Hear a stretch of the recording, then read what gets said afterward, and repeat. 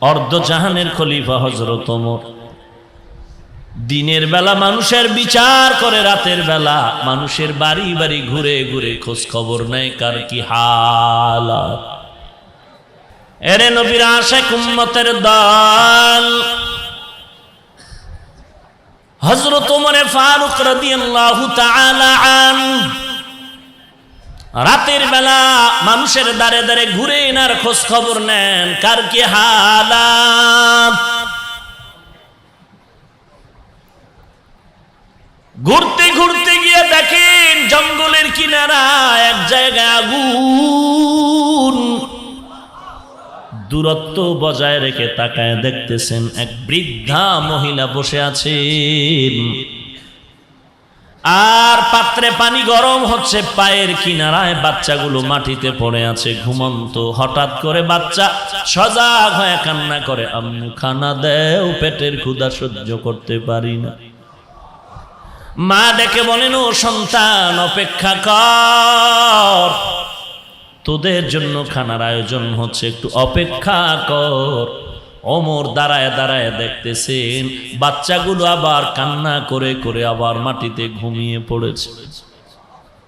ওমর এবার সালাম দিয়ে বলেন, আম্মা জান কেমন আছেন? মা ডেকে বলেন, যুবক কোথা থেকে তুমি আগমন করেছো, কি তোমার পরিচয়? ওমর নিজের গোপন পরিচয়টা গোপন রেখে বললেন, আমি আগন্তুক এক যুবক। কেন আসছো রে বাবা? বলে, কারো কোনো উপকার যদি লাগে যায়, আমি উপকারের জন্য আসছি। আল্লাহর বান্দি ডেকে বলেন, এর যুবক উপকার কি করবা জানি না, তবে আমার একটা অনুরোধ তোমাকে জানায় রাখি। সাক্ষী রাখলাম, দুনিয়ার আদালতে পারি না হয় হাসরের আদালতে আমি বিচার দায়ের করব।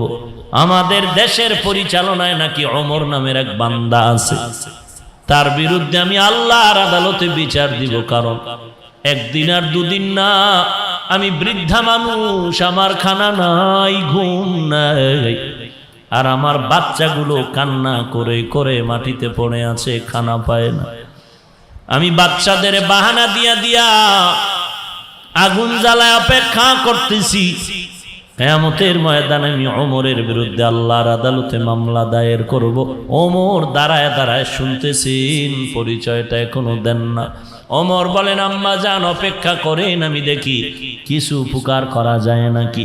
ওমর এবার দৌড়াচ্ছে, গভীর রাতে বাইতুল মাল অর্থ মন্ত্রণালয়ে চলে গেলে সাথে একজন বান্দা আছে গোলাম আসলাম। বাইতুল মাল অর্থ মন্ত্রণালয়ে গিয়া আটার বস্তা রেডি করে ওমর ডাক দিয়া কয়, রে আসলাম, আটার বস্তা আমি ওমরের মাথায় তুলে দাও। আসলাম চোখের পানি ছেড়ে বলেন, খলিফাতুল মুসলিমিন, অর্ধ দুনিয়ার বাদশাহ, আপনার মাথায় আটার বস্তা উঠবে, এটা কেমন কথা? আমার মাথায় দেন। ওমর চোখের পানি ছেড়ে কান্না করে। ওমর ডাক দিয়ে কয়, আসলাম তুই কি চাও কিয়ামতের ময়দানে আমি আল্লাহর জবাবদিহিতার আসামির কাঠগড়ায় দাঁড়াবো? বলে, না, চাই না। ওমর বলে, তো আমার দায়িত্ব আমাকে পালন করার সুযোগ দাও। আসলাম নিরুপায় হয়ে খলিফাতুল মুসলিমিন ওমরের মাথায় আটার বস্তা তুলে দিয়েছেন। গভীর রজনীতে ওমর আটার বস্তা নিয়ে হাঁটতেছেন, আর গোলাম আসলাম পেছনে পেছনে অনুসরণ করে হযরত ওমর এই বৃদ্ধা মহিলার ঘরের কিনারায় গিয়া ডাক দিলেন, আম্মা যান একটু ভেতরে চলে যান। মহিলা ভেতরে চলে গেল। ওমর আটার বস্তা নামাইয়া চুলার কিনারায় বসে ওমর নিজ হাতে আটার খামির বানায় নিজ হাতে রুটি বানানো শুরু করলেন।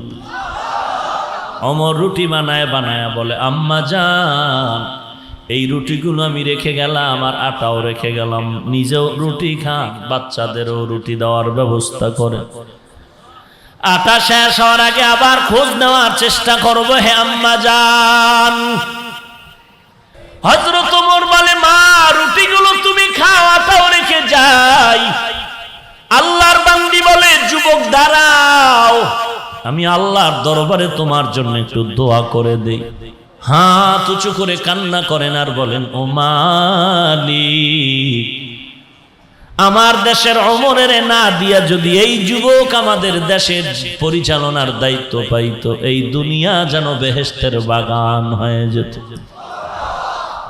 আল্লাহর বান্দি দোয়া করেন, ওমর এখনো পরিচয়টা গোপন রেখে চললেন।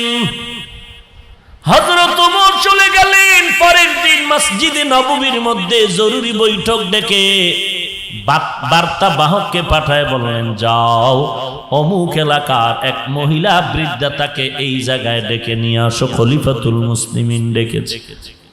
বার্তা বাহক খবর দেওয়া পরে মহিলার কান্না শুরু হয়ে গেল। গত রাত্রের ঘটনা বোধহয় ওমরের এই যুবক জানায় দিছে, আজ আমার ফাঁসি হবে। মহিলা ভয়ে কান্না করে বাচ্চাগুলোরে কোলে জড়ায় বলে, মা, মনে হয় আমার আর জীবনে বাঁচার উপায় নাই, বাচ্চা ডেকেছে, আজ আমার ফাঁসি হবে। মনের মতো মাকে দেখে নাও, আর মায়ের সাথে মোলাকাত হবে না রে সন্তান। আল্লাহর বান্দি কান্না করে করে এবার বাচ্চার আদালতে দৌড়ায়। এদিকে হযরত ওমর অপেক্ষায়। মহিলা মসজিদে নববীর কিনারায় এসে তাকায় দেখতেছেন গত রাতের যুবক মসনদের মধ্যে দাঁড়িয়ে আছে। মহিলা আরো ভয় পেয়ে গেল। ওমর ডাক দিয়ে কয়, আম্মা জান, কোনো ভয় নাই, কারণ আজকে হইলেন আপনি বিচারপতি, আর আমি ওমর আজকে আসামি। কারণ আপনার ঠিক মতো খোঁজ নিতে আমি পারি না, আমার অপরাধ।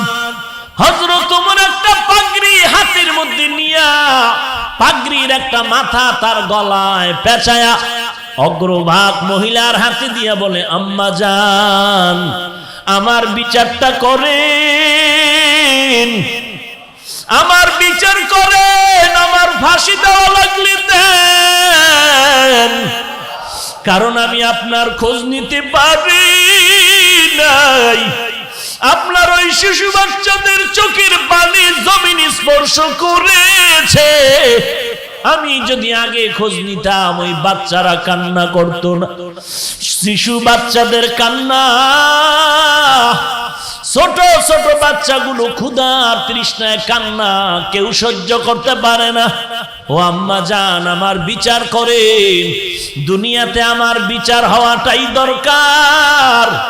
এরপর আমি চাই হাসরের দিন যেন আসামির কাঠগড়ায় দাঁড়াতে না হয়, কারণ ওই হাসরের বিচারের আদালত যে কত কঠিন।